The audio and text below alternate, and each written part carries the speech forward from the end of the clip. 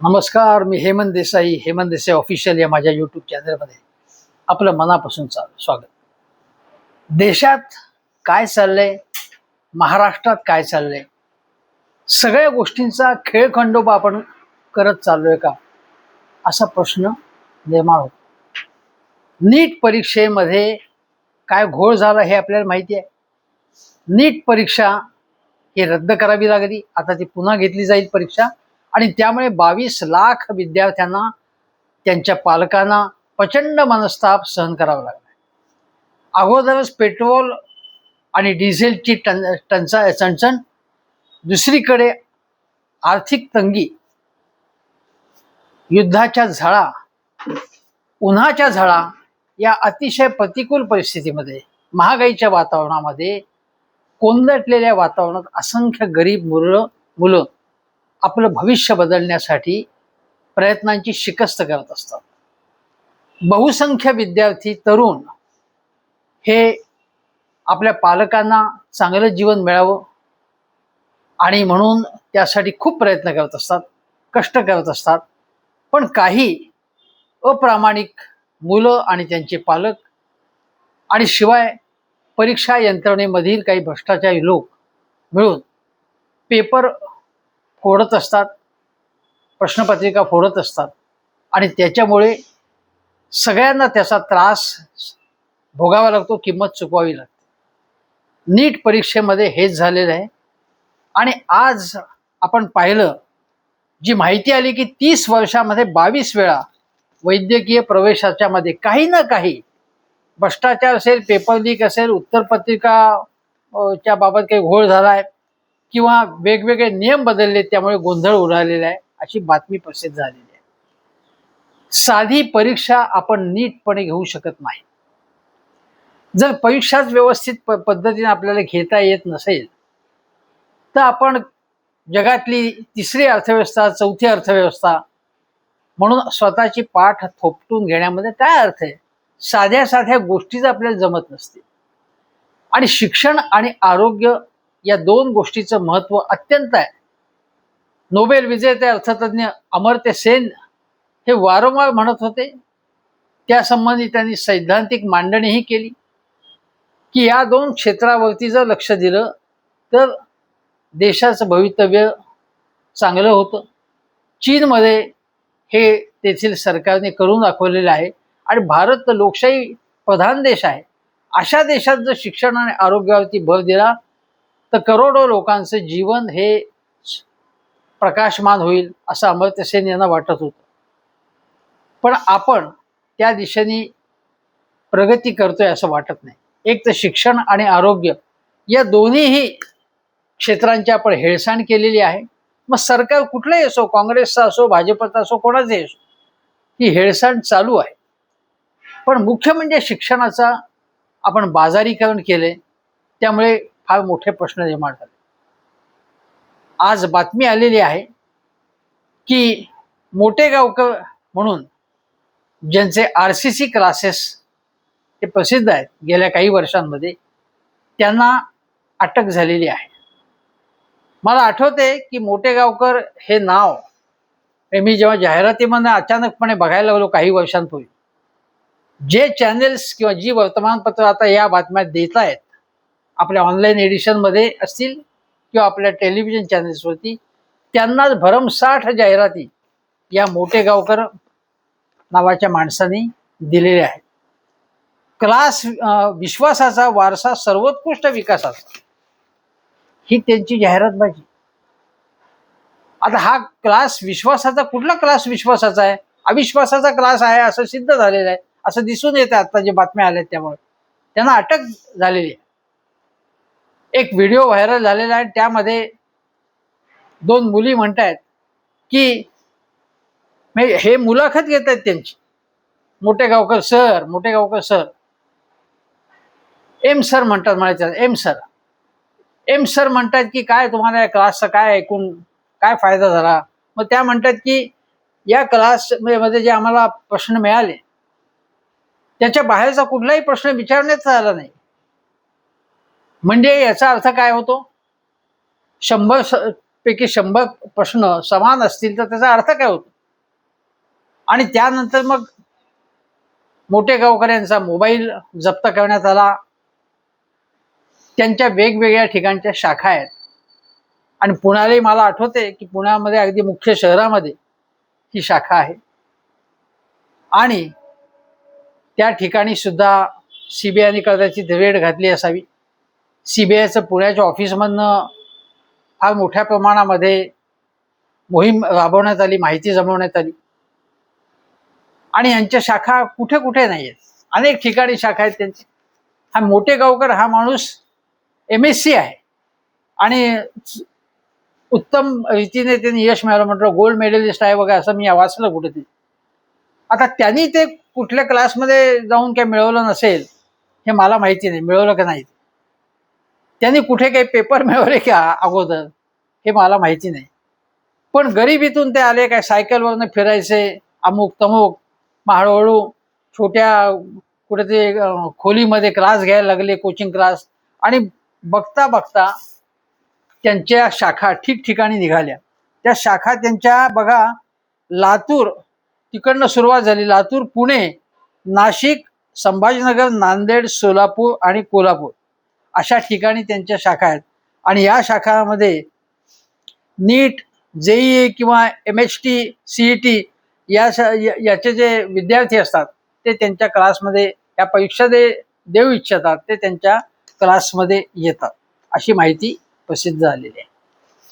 आता या मोठे गावकर हे एका मोठ्या साखळीचे भाग आहेत अशी माहिती प्रसिद्ध झालेली आहे. माहिती CBI मार्फत देण्यात आलेली आहे. हे एक मोठ्या टोळीचे सक्रिय सदस्य ते आहेत. टोळीचे असा शब्दप्रयोग आहे.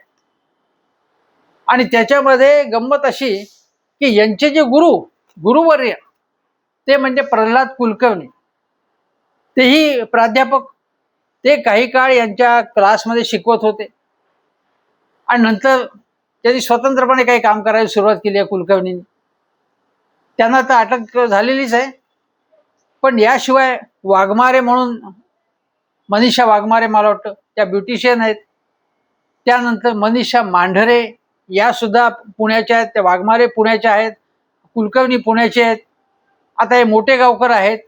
शुभम खैरनार हा अहिल्यानगरचा आहे आणि यांनी कोणी केमिस्ट्री, कोणी बायोलॉजीमध्ये अशा प्रकारे पेपर लीक करण्याच्या मध्ये स्पेशलायझेशन यांनी मिळवलेलं आहे. आणि हे सगळे हे एका टोळीचे सदस्य आहेत आणि या टोळीमध्ये फार मोठे व्यवहार होतात. मी तुम्हाला सांगतो की या मोठे गावकरांच्या क्लासमध्ये 40,000 विद्यार्थी ठिकठिकाणी शिकतात. 40,000 म्हणजे काय झालं. बाकीचे जे क्लासेस आहेत तेही कोचिंग क्लासेस आहेत बाकीचे. हे मोठे गावकर आहेत आणि ह्या ज्या मनीषा मांडरे आहेत त्या मॉडर्न कॉलेजच्या आहेत पुण्याच्या. हे मॉडर्न कॉलेज प्रसिद्ध आहे पुण्यात. आपल्याला त्यांची शाळा सुद्धा आहे, मोठा कॉम्प्लेक्स आहे त्यांचा. म्हणजे जर तुम्ही जंगली महाराज रोडवरनं आलात पुढे की मॉडर्न कॉलेज लागतं, मॉडर्न शाळा लागते. डावीकडे वळलं तो रस्ता ज्ञानेश्वर पादुका चौकाकडे जातो, त्या रस्त्यावरती कॉलेज आहे. मोठे कॉम्प्लेक्स आहेत आणि हे सगळे राष्ट्रप्रथम असं मानणाऱ्यांच्यापैकी आहेत. म्हणजे हिंदुत्ववादी विचाराचे लोक ते संस्था चालवतात. आता त्यांच्या संस्थेमध्ये त्यांची जबाबदारी ही नाही आहे, यांचा हा व्यक्तिगत व्यवहार आहे. पण यांना माहिती कसं नाही, आणि अजूनही त्यांना या मनीषाताई मांढरे यांना तिकडनं खरं काढून टाकायला पाहिजे किंवा निलंबित केलं पाहिजे त्यांना. ते अजून करण्यात आलं नाही. त्यामुळे त्या मॉडर्न कॉलेजवरती मला वाटतं आज काही मोर्चाने गेला होता. पुणे पालिकेमध्ये गोंधळ झाला. दुसरी गोष्ट म्हणजे जे अजून एक याच्यामध्ये आहे की बघा, दिनेश म्हणून जो एक दुसऱ्या राज्यातला याच्यामध्ये भाजप नेता दिनेश बिंबाल हा भाजपचा नेता आहे आणि त्यांनी 30 लाखांना पेपर विकत घेतला आणि मग तो पुन्हा रिसेल केला. त्यांनी 30 लाख गुंतवले आणि त्यांनी आणखीन जास्त पैसे घेऊन तो पेपर फोडला नीटचा. आणि त्याचे फोटो राजवर्धन राठोड जे आहेत आपले प्रसिद्ध खेळाडू आणि जे माहिती आणि प्रसारण मंत्री होते, भाजपचे मोठे नेते ते, त्यांच्या बरोबर त्याचा फोटो आहे. मला माहित नाही त्यांचा लागेबांधे आहेत की नाही, पण फोटो तर प्रसिद्ध झाला. आता फोटो कोणाचाही कोणाबरोबर प्रसिद्ध होतो हे माहिती आहे आपल्याला, हे सांगण्यात येईल आपल्याला. पण यामध्ये या सगळ्याची जबाबदारी, हे जे काही चाललेलं आहे सगळं, त्याच्यामध्ये धर्मेंद्र प्रधान हे जे आपले थोर शिक्षण मंत्री आहेत, त्यांची काही जबाबदारी नाही का? राहुल गांधींनी म्हटले की त्यांचा राजीनामा मागितला पाहिजे, पण आपल्याकडे राजीनामा किती वेळ तुम्ही मागा, आम्ही देणारच नाही, अशा प्रकारची पद्धत पंतप्रधान नरेंद्र मोदी यांनी सुरू केली. पूर्वी जेव्हा भारतीय जनता पक्ष हा विरोधी पक्षात होता, तेव्हा युपीएच्या काळामध्ये किंवा संयुक्त आघाडी सरकारच्या काळात काही घडलं, दुसऱ्या कुठल्याही पक्षाच्या सरकारमध्ये, किंवा भाजपवाले म्हणायचे, संघवाले म्हणायचे की लालबहादूर शास्त्री यांनी रेल्वेचा अपघात झाल्यानंतर राजीनामा दिला होता, त्या परंपरेनुसार तुम्ही राजीनामा द्यायला पाहिजे. नितीन गडकरी तर दर 2-5 महिन्यांनी विरोधी पक्षात असताना मनमोहन सिंगांचा राजीनामा मागत असत. आणि यांनी जेव्हा बघा शेतकरी आंदोलन झालं आणि हजारो शेतकरी तिथे आले, त्यांच्यावरती वेगवेगळ्या प्रकारचा अन्याय करण्यात आला, बदनामी करण्यात आला. कृषी मंत्र्यांनी, केंद्रीय कृषी मंत्र्यांनी राजीनामा दिला, भाजपच्या नाही दिला. एवढंच नव्हे तर उत्तर प्रदेशमध्ये केंद्रीय मंत्री एक होते, त्यांच्या मुलाच्या जीप खाली काही शेतकरी चिरडले गेले. शिवाय तो जो मंत्री होता, त्या मंत्र्यांनी मीडियाच्या लोकांशी अत्यंत उर्मटपणे दमदाटीची भाषा केली, पण त्यांचा राजीनामा मोदींनी घेतला नाही. गेल्या 2-3 वर्षात अनेकदा रेल्वे अपघात झाले, गंभीर रेल्वे अपघात झाले, चेंगराचेंगरी झाली रेल्वे स्थानकावरती, काही लोक मेले, पण रेल्वे मंत्र्यांनी काही राजीनामा दिला नाही. आणि आताही इतके राडे होऊन, इतका भ्रष्टाचार, नीट मधला भ्रष्टाचार, गोंधळ, गैरप्रकार समोर येऊन देखील धर्मेंद्र प्रधान यांनी राजीनामा दिलेला नाहीये. तो विषयच काढत नाहीत ते. हे इतके थोर लोक आहेत आणि राष्ट्रप्रथम म्हणतात. अरे राष्ट्रप्रथम आहे, देशासाठी तुम्ही राजीनामा द्या ना. भाजपचा दुसरा एखादा चांगला माणूस बसवा तिथे. संपूर्ण यंत्रणा पोखरली गेल्याचं वारंवार सिद्ध झालेलं आहे. आणि मुख्य म्हणजे महाराष्ट्रामध्ये आता हे जे 9 आरोपी वेगवेगळ्या राज्यामधले आहेत या नीटच्या घोटाळ्यामध्ये, त्यामधले कितीतरी महाराष्ट्रातले आहेत. राधाकृष्णन म्हणायचे की स्वतंत्र, स्वाभिमानी, सक्षम आणि नीतिमान माणूस घडवणं हे शिक्षणाचं काम आहे. आता इथे काय चाललेलं आहे या सगळ्या प्रकारामध्ये? या सगळ्या प्रकारामध्ये बघा कोण कोण इन्व्हॉल्व याच्यात, नीट याच्यात. तर जी परीक्षा घेणारी यंत्रणा आहे तिथले लोक इन्व्हॉल्व आहे याच्यात. शिवाय केंद्रीय पातळीवरचे अधिकारी, काही राज्यातले काही अधिकारी, यांचे सगळ्यांचे क्लासवाल्यांशी लागेबांधे असतात. आणि दुसरी गोष्ट म्हणजे बघा नांदेडमध्ये एक मोठा बिझनेसमन आहे, त्याने बांधकाम व्यावसायिक आहे. त्यांनी 5 लाख रुपये दिले आणि आपल्या मुलीसाठी प्रश्न संच विकत घेण्यासाठी 5 लाख रुपये दिले. पुढे ज्या अचानकपणे त्याची मुलगी वेगवेगळ्या ज्या टेस्ट घेण्यात आल्या त्यामध्ये एकदम ती चमकायला लागली. अचानकपणे ती अतोनात बुद्धिमान आहे असं लक्षात आलं. तुमच्या लक्षात आलं असेल, आणि जिला काहीच येत नव्हतं ती अचानकपणे बुद्धिमान झाली. हे पैसे विकत घेऊन, प्रश्नसंच विकत घेऊन, क्लासवाल्यांना हाताशी धरून. म्हणजे मुलं याच्यामध्ये सुद्धा, काही मुलं जरी जी लहान मुलं असली तरी आजच्या काळामध्ये या परीक्षांना बसणारी मुलं ही बुद्धिमान असतात, बेसिक त्यांना कळतं. पण आपल्याला यशस्वी होण्यासाठी वाटेल ते करण्याची मुलांची तयारी असते. का तयारी असते? कारण त्यांच्या मुलांच्या पालकांचं त्यांच्यावर दडपण असतं. आणि पालकच आता हे जे एवढे पैसे देत आहेत, हे पालक कोणी 5 लाख, कोणी 20 लाख असे देत आहेत, ती काही मुलं देऊ शकतात का? मुलांचे पालकच पैसे देतात. मग त्यांच्या मुलांवरती संस्कार काय होतात, काय वाटेल ते करा पण यशस्वी व्हा, अशी ही पद्धत आहे. आणि याच्यामध्ये जर सगळे यशस्वी होऊन अशा प्रकारे यशस्वी होऊन कोणी डॉक्टर होणार असतील तर ते काय लायकीचे असतील? हे पेशंट जो बरा असेल तो त्याची वाट लागेल. आणि आज आपण बघतोय की अनेक ठिकाणी अशा देणग्यातून ज्या प्रकारचे डॉक्टर्स होत आहेत, वेगवेगळ्या मेडिकल कॉलेजेसमध्ये, सगळेच नाही म्हणत आहे, अनेक ठिकाणी जे गैरप्रकार चालू आहेत, त्यामुळे आपल्याला माहिती आहे की उपचारांमध्ये सुद्धा अनेकदा घोळ घातले जातात. काही वेळा पेशंट्सचे नातेवाईक हे हॉस्पिटलमध्ये जो हैदोस घालतात तो चुकीच्या, त्यांना काही ज्ञान नसल्यामुळे सो असतो, पण काही वेळी जेन्युइन सो असतात गोष्टी या घडतात त्या. आणि ज्या प्रकारे पेशंटची लूट चालू आहे त्याला अशा प्रकारे झालेले डॉक्टर्स कारणीभूत आहेत हे आपण कधी लक्षात घेणार, हा खरा प्रश्न आहे. तर गोष्ट अशी की याच्यामध्ये मला आठवते की एक 30 वर्षापूर्वी ज्यावेळी युतीचं सरकार पहिलं आलं, मनोहर जोशी मुख्यमंत्री होते. हे मनोहर जोशी कोहिनूर क्लासवाले म्हणून प्रसिद्ध, प्रिन्सिपल मनोहर जोशी असं म्हटलं जायचं. गाव तिथे कोहिनूर क्लास असायचा. आणि बाळासाहेबच कधी कधी बाळासाहेब ठाकरे टिंगलीने म्हणाले प्रत्येक गावात महत्वाच्या ठिकाणी तुझा क्लास कसा आहे बाबा? आता तो एक प्रश्नच आहे. Kohinoor classes, Kohinoor classes. त्याच्यानंतर जेव्हा युतीचं पहिलं हे मुख्यमंत्री मनोहर जोशी असताना चाटे क्लासेस एकदम प्रसिद्धी झाली. चाटे क्लासेस, पान पर क्लासेसच्या जाहिराती सुरू झाल्या. पान भर वर्तमानपत्रांचं. वर्तमानपत्र खुश होती, एवढे पैसे मिळत होते त्यांना. आणि या चाटे क्लासेसचे राजकारण्यांशी संबंध होते. गोपीनाथ मुंडे यांचे तर ते दोस्तच होते, ते तिकडचे मराठवाड्यातले हे लोक. आणि तिथून हे क्लास संस्कृती उदयाला आली. आणि मग क्लास संस्कृतीला व्यसन घाला असे आम्ही आग्रहलेख लिहायचो, लेख लिहायचो.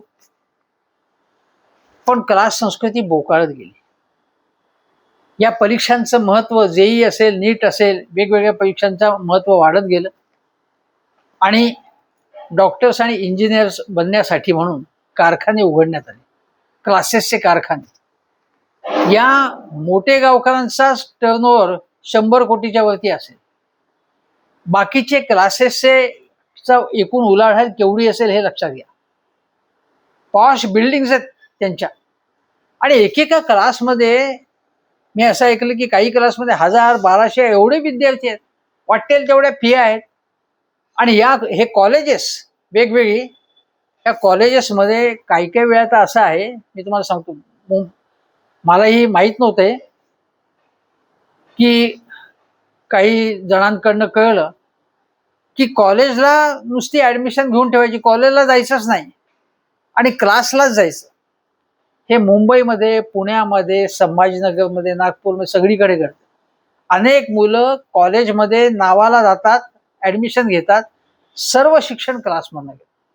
या क्लासेसच्या जाहिराती बसेसवरती, एसटीच्या बसेसवरती, रेल्वे लोकलवरती क्लासच्या जाहिराती असतात. लोकलच्या डब्यामध्ये त्याच्या जाहिराती असतात. हा पैसा येतो कुठून? मोठा टर्नओव्हर यायचा.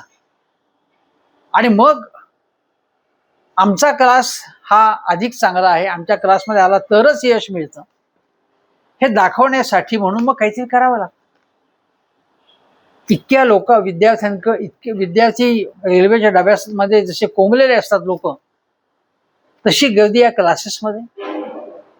आणि मग त्यामधले काही यशस्वी होतात. त्या मोठमोठ्या वर्तमानपत्रात जाहिराती द्यायच्या, पुन्हा दुसऱ्या दिवशी फिया वाढवायच्या आपल्या आणि लुटायचं लोक विद्यार्थ्यांना. हा धंदा सुरू आहे. याच्यामुळे शिक्षणाचं मातेरं झालंय. अनेक क्लासेसशी आणि राजकारण्यांचे हितसंबंध आहे. वारंवार पेपर फोडले जातात, ठिकठिकाणी कॉपी केली जाते, तरी काहीही होत नाही. 2024 मध्ये नीटच्या परीक्षेमध्ये असाच म्हणजे पेपर फुटला, पण जे आरोपी होते त्याचं काय झालं पुढे? काही नाही झालं पुढे. आता सुद्धा ही चर्चा जी एक 8-15 दिवसातनं हे होईल, आरोपी जामिनावरती सुटतील, पुन्हा क्लास संस्कृती यावरती बोकाळली. याच्यावर मेन गोष्ट अशी आहे की यामध्ये विद्यार्थी, त्यांचे पालक हे सुद्धा याला जबाबदार आहेत. आणि कॉलेजमधलं किंवा शाळांमधल्या शिक्षणाचा दर्जा दिवसेंदिवस घसरत चाललेला. सरकारी शाळा असतील, सरकारी विद्यालय असतील, महाविद्यालय असतील, त्या ठिकाणचा जर शिक्षणाचा दर्जा कमी असेल, तिथे शिक्षक किंवा प्राध्यापकांची संख्या कमी असेल, तिथे लॅब फॅसिलिटीज नसतील चांगल्या, तर क्लासेसला जाणाऱ्यांची संख्या वाढते. का वाढते याचं कारण इकडचा दर्जा कमी झालेला आहे. या प्रश्नाकडे आपण कधी लक्ष देणार हा खरा प्रश्न आहे. मग आता काय म्हणतात की लातूर पॅटर्न, कोणी म्हणेल नांदेड पॅटर्न, हे सगळं असं आपल्याला हे सगळं सुरू असल्याचं आपल्याला दिसतं. आता या ठिकाणी जे मी नावं सांगितली, कोण कुलकर्णी, कोण खैरनार किंवा कोण, याच्यामध्ये महाराष्ट्रातले अनेक लोक आहेत या सगळ्या गैरप्रकारांमध्ये.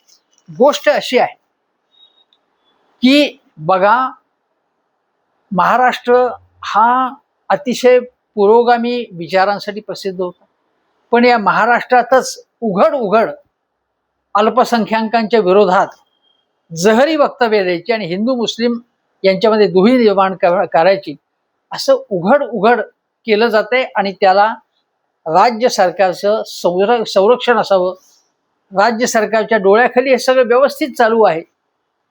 राज्यातला एक मंत्री किंवा काही आमदार अशा प्रकारची आगलावी भाषणं करतायत हे महाराष्ट्रात. याच महाराष्ट्रामध्ये अंधश्रद्धेला थारा मिळत नव्हता आणि अशा मानवत मध्ये हत्याकांड झालं होतं, नरबळी दिले जात होते. त्याविरुद्ध जोरात आवाज उठवण्यात आला. अमोल पालेकर सारख्या दिग्दर्शकांनी आकरीत नावाचा सिनेमा बनवला, त्यावरती अनेक जण याच्यावरती पुस्तकं लिहित होते, लेख लिहित होते, आवाज उठवत होते. असे प्रकार पूर्वी घडत नव्हते असं नव्हे, पण या अंधश्रद्धेच्या विरोधात महाराष्ट्रामध्ये अनिस सारखी संघटना नरेंद्र दाभोळकरांनी स्थापन केली. आणि विवेकाने वागा, श्रद्धा असली पाहिजे, पण तुम्ही डोक्याचा वापर करा, विज्ञानवाद स्वीकारा, असं त्यांचं म्हणणं होतं. त्या ठिकाणी भोंदू खरात सारखे लोक आता दिसतात आणि तिथे राजकीय लोक पाणी भरायला त्याच्याकडे जात होते.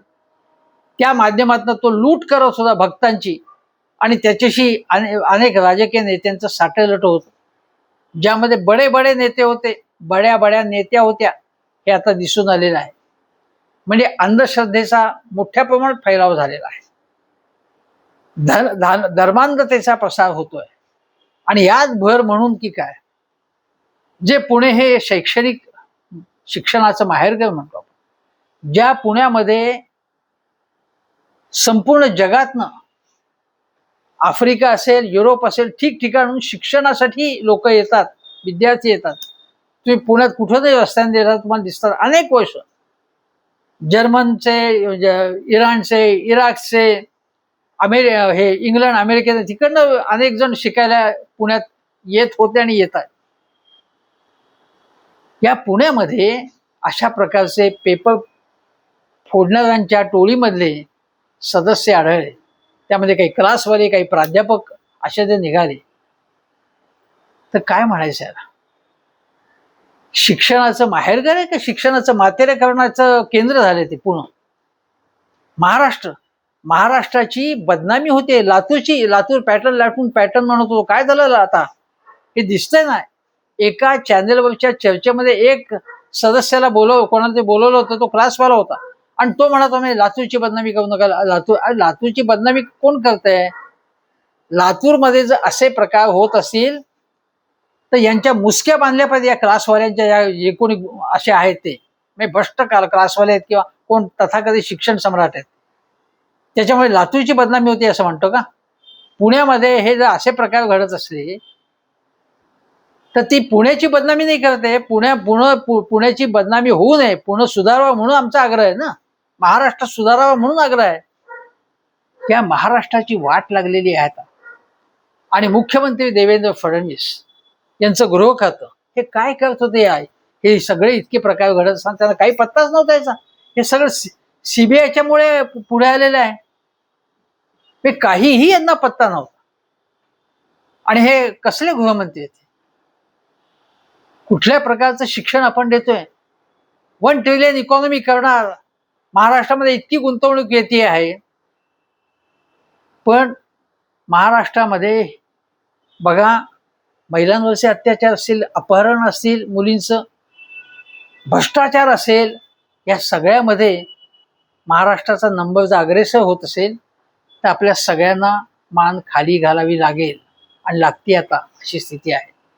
त्यामुळे कुठल्याही पक्षाचा कोणीही असो, त्या जर या पेपर लीकमध्ये जो असेल त्याच्या मुसक्या आवळल्या पाहिजेत. आणि हे प्रकार इथेच थांबता कामा नयेत. ते या शिक्षणामधला हा जो सर्व प्रकारचा भ्रष्टाचार आहे तो कसा रोखता येईल यासाठी सर्व पक्षाच्या लोकांची एक बैठक बोलवा तुम्ही, आमदार खासदारांची, आणि हे हितसंबंध सगळे ही साखळी तोडून टाकली पाहिजे. हे संपूर्ण हे शैक्षणिक माफिया आहे, या शैक्षणिक माफियांना बेसन घातली पाहिजे, लगाम घातला पाहिजे. हे सगळं भयंकर आहे चाललेलं आणि हे प्रकार थांबणं लवकरात लवकर इष्ट आहे. अन्यथा जे डॉक्टर्स तयार होतील ते डॉक्टर्स हे लोकांचे जीव वाचवण्याची काय प्रत्यक्षात करतील असा प्रश्न निर्माण होईल. तुर्तास इतकंच. नमस्कार.